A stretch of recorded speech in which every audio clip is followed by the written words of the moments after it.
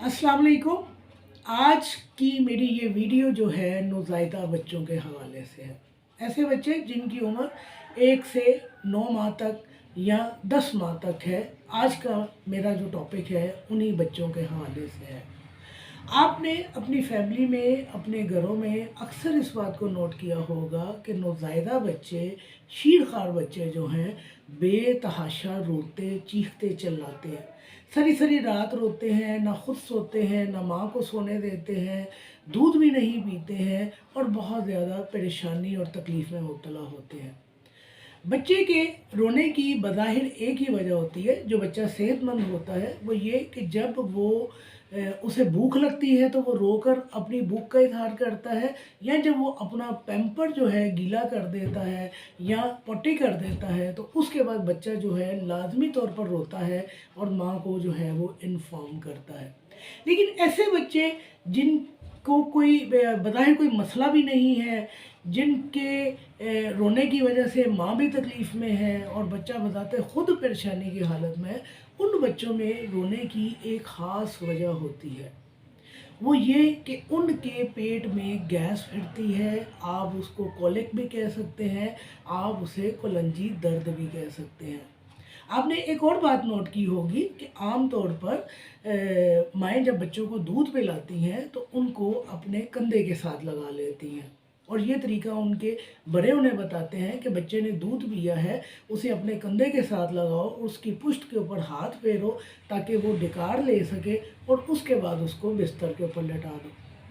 डिकार के हवाले से भी बच्चों में बहुत सारी प्रॉब्लम्स आती हैं कि बच्चा दूध पीने के बाद डिकार नहीं लेता, लिहाजा सो नहीं पाता। जब तक माँ उसको अपने कंधे के साथ लगा कर रखती है वो सोया रहता है, लेकिन जैसे ही उसे बिस्तर पर डालती है वो उठ के बैठ जाता है और बेचैन होना शुरू हो जाता है, क्योंकि उसका डिकार जो है फंस चुका होता है और डिकार नहीं आता।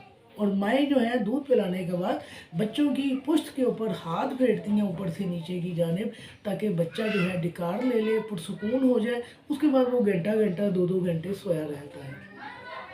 बिल्कुल इसी तरह वो बच्चे जिनकी आंतों में हवा फिरती है, वो बच्चे किसी तौर सुकून नहीं पाते हैं, लिहाजा बेतहाशा रोते हैं, बेतहाशा चीखते हैं, चिल्लाते हैं। आप बड़े हैं, एक्सपीरियंस कर सकते हैं कि जब आपको कलंजी दर्द आता है, जब आंतों में हवा भिड़ती है तो आप किस कदर तकलीफ़ की हालत में आ जाते हैं। तो आज यही मेरा टॉपिक है, यही मेरा फ़ोकस है। इसके हवाले से मैं आपको एक टिप भी देने जा रही हूँ कि आपने किस तरह बच्चों को पुरसुकून करना है, और साथ में मैं आपको अपनी होम्योपैथिक मेडिसिन बताने जा रही हूँ कि वो बच्चे जो कलंजी दर्द की वजह से रोते रहते हैं, जो बग़ैर बज़ाहिर किसी वजह के वो आपको रोते हुए मिलते हैं, तो उनकी मेन रोने की जो वजह होती है वो उनके पेट में हवा का फिरना है। जिस तरह अभी मैंने आपको बताया कि माएँ बच्चों को दूध पिलाने के बाद अपने कंधे के साथ लगाती हैं और बच्चे की कमर के ऊपर ऊपर से नीचे हाथ फेरती हैं, बच्चा डिकार ले लेता है। बिल्कुल इसी तरह वो बच्चे जो बिला वजह रोते हैं और आपको समझ नहीं आती क्यों रो रहे हैं, तो याद रखिए उनकी आंतों में हवा फिर रही होती है, हवा खारिज नहीं हो रही होती है, कुलंजी दर्द आ रहा होता है, पेट में तशन्नुजी कैफियत पैदा हो रही होती है और बच्चा जो है किसी तौर चुप नहीं हो पाता। ऐसे बच्चों के हवाले से आपने अक्सर सुना होगा कि माएँ कहती हैं कि बड़ी माएँ जो हैं, नानी दादियाँ, वो कहती हैं कि आप थोड़ा-सा तेल गरम कर कर बच्चे के पेट के ऊपर मल दीजिए, हवा खारिज हो जाएगी, बच्चा पुरसुकून हो जाएगा। आज मैं आपको इससे उलट ऑपोज़िट एक तरीका बताती हूँ कि आम तौर पर बच्चों के पेट के ऊपर तेल मला जाता है। आप बच्चे को ऊंधे मुँह लेटा लीजिए। जिस तरह आप बच्चे की पुश्त को ऊपर नीचे हाथ फेरते हैं, बिल्कुल इसी तरह आपने बच्चे की निचली कमर के ऊपर से नीचे की तरफ हाथ फेरना है। ये देखिए बच्चा आपका लेटा है, इस तरफ उसका सर है, कमर उसकी ये आ रही है, तो ये नीचे की तरफ आप दबाइए। यहाँ पर आंतें भी पाई जाती हैं, लिहाजा जब आप इस तरह बच्चे को तेल मलते हुए दबाएँगे तो हवा जो है ख़ारिज होना शुरू हो जाएगी। जब हवा ख़ारिज होगी तो बच्चा जो है पुरसुकून हालत में आ जाएगा। इसके अलावा एक और तरीका है जो आप इस्तेमाल कर सकते हैं। वो ये कि बच्चे को सीधा लेटाइए, उसके घुटने को फोल्ड कीजिए और उसके पेट के साथ लगाइए। जब घुटना फोल्ड होकर पेट के साथ आएगा तो उस सूरत में भी बच्चे की हवा खारिज हो जाएगी, बच्चा पुरसुकून हो जाएगा। अब मैं आपको वो टॉप ग्रेड होम्योपैथिक मेडिसिन बताती हूँ जो आप इन नौज़ायदा शीरखान बच्चों के कोलंजी दर्द में उन्हें इस्तेमाल करवाएंगे तो आप देखेंगे कि आपका बच्चा जो है पुरसुकून होना शुरू हो गया। ग्राइप वाटर का आपने नाम सुना है ना। हमारे ज़माने में ये होता क्या था कि हर घर में ग्राइप वाटर पाया जाता था, टीवी के ऊपर उसके इश्तेहार भी चला करते थे। अब ना इश्तेहार चलते हैं, ना ही मैंने ज़्यादातर घरों में ग्राइप वाटर देखा है कि ग्राइप वाटर जो है बच्चों को पिलाया जाए। वो भी किस लिए पिलाया जाता था कि बच्चे के पेट में गैस ना होने पाए, बच्चे की हवा खारिज होती रहे, बच्चे का दूध हजम होता रहे और बच्चा पुरसुकून रहे। आज हम अपनी होम्योपैथी के हवाले से जानते हैं कि हमारी होम्योपैथी में कौन सी वो मेडिसिन हैं जो बच्चे के इस कोलंजी दर्द को, इस तशन्नजी दर्द को, आंतों में हवा फिरने को दूर करती हैं और बच्चे को पुरसुकून करती हैं। पंजाबी में कहते हैं वट फिरना। जिन लोगों को अगर वट फिरता है तो वो जान सकते हैं कि ये कितनी तकलीफदेह हालत है। तो टॉप के ऊपर हमारी जो मेडिसिन इस्तेमाल होती है कोलंजी दर्द के लिए, कॉलिक के लिए, वो कोलोसिंथ है।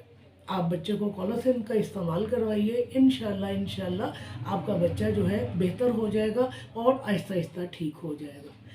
कोलोसिंथ से ही मिलती जुलती हमारी दवाई है डायस्कोरिया।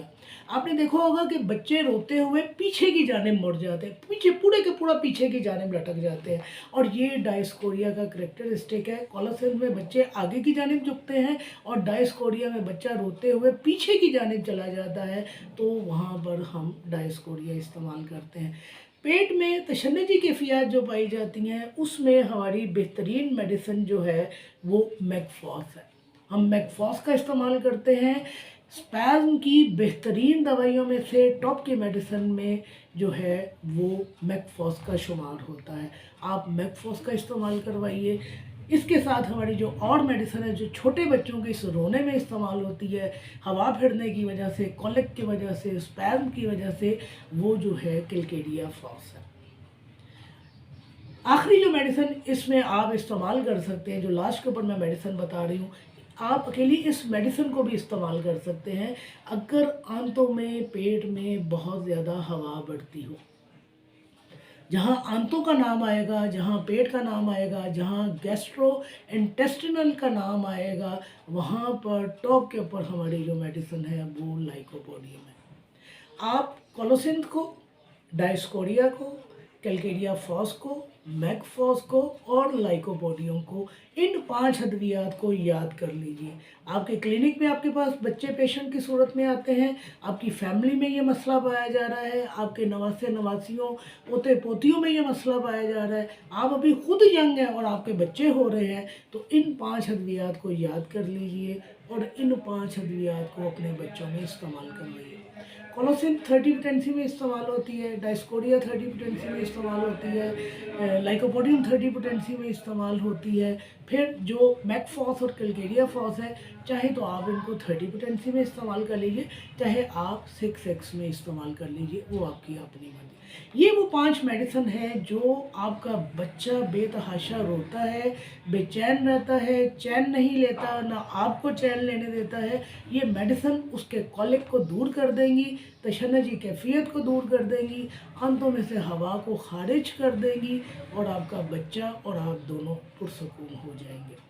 यहाँ मैं बता दूं कि अभी शुरू में मैंने आपको कहा कि माएँ जो हैं बच्चों का जो दूध हजम नहीं होता उनको लेके फिरती रहती हैं और पुश्त पर हाथ फेरती रहती हैं, तो बच्चे को डिकार दिलाने के लिए आप एंटम क्रोडम 30 में इस्तेमाल कर सकते हैं।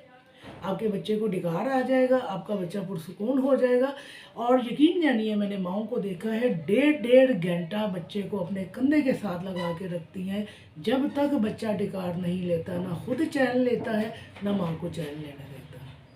तो अपनी होम्योपैथी से फ़ायदा उठाइए, इन अद्वियात से फ़ायदा उठाइए, बच्चे को भी पुरसुकून कीजिए और ख़ुद भी पुरसुकून रहिए। जज़ाकल्लाह।